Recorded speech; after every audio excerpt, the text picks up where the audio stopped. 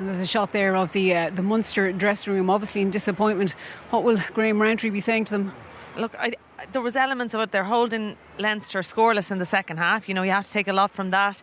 They've shipped a huge number of injuries, obviously going into this game, and again more today.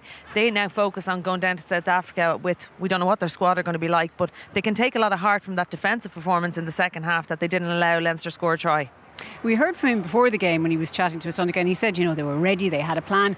But I suppose that goes quickly out the window when you're hit with those quick 3 tries in succession. Yeah, absolutely. And Caelan Doris mentioned that. They wanted to get out to a quick start. They certainly did. But I think Munster will feel disappointed. And I think he'll be a little bit disappointed as well because they really didn't fire a shot. Yeah, like we see when you go up the levels, when you get opportunities, you got to take them. They didn't tonight. And to be fair, they were second best on all aspects of the game. So where does this rivalry stand now, Jamie?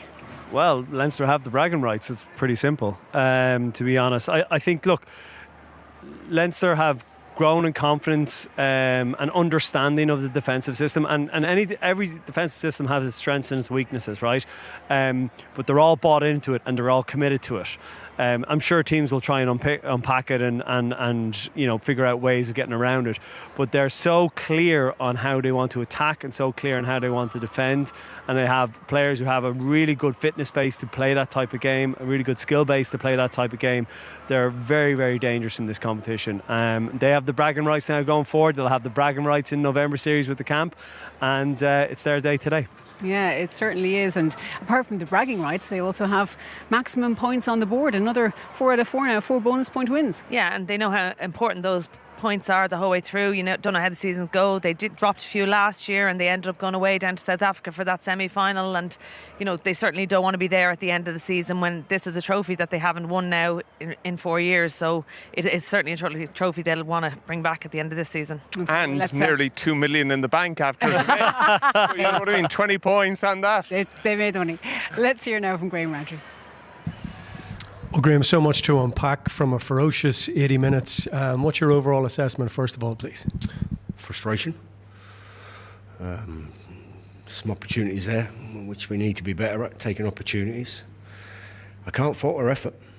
We're in it right to the end of the game there. But, I thought they disallowed past the end of the second half. The forward pass changed, the complex of the game going into the second half. We had our opportunities. We had an opportunity at the edge of the field there, put Tom Ahern away for a try. We're going to nail those opportunities. They had minimal opportunities and took them. So, frustration. Yeah, that opening 14, 15 minutes, you find yourselves in a 21-point hole. There was lots of injuries, a lot of physicality. The pace of the game was huge at that point. But you didn't seem to have a reply to Leinster's attack at that point where they cut you open time and again. It was chaos. Double HIA, both hookers were down at one point. We're trying to get 15 players on the field. And Lou said going off with a blood injury. And they took the edges of the field well. We have to look at our spacings defensively. But you get that against these a lot. But no, frustrating. I've never sugarcoated when we've been poor, but our effort was high. Just got to be better at taking opportunities. Line-out was an issue. There was a couple of forward passes. Are you enthused by the fact that you kept them scoreless in the second 40 and you made those line breaks? You had those chances in behind. On another day, you might take 2 or 3, 4 of those even? Yeah, of course I'm enthused by that. We died with the boots on there. We kept playing. But, from the line-out, passes, it's just accuracy. That's all we can get better at. That's the stuff that we can control. We knew it was going to be a huge occasion, but I was pleased with our effort. But got to be better at taking opportunities. We've got to get a squad together now. We get on a plane Monday. We've got 2 huge weeks down in South Africa, so we'll assess any knocks we've got tonight. And you've got to drive forward. It's a long season, this league. We've got to drive forward, lick our wounds, get better, ready for Stormers next week. Thanks for your time. Cheers.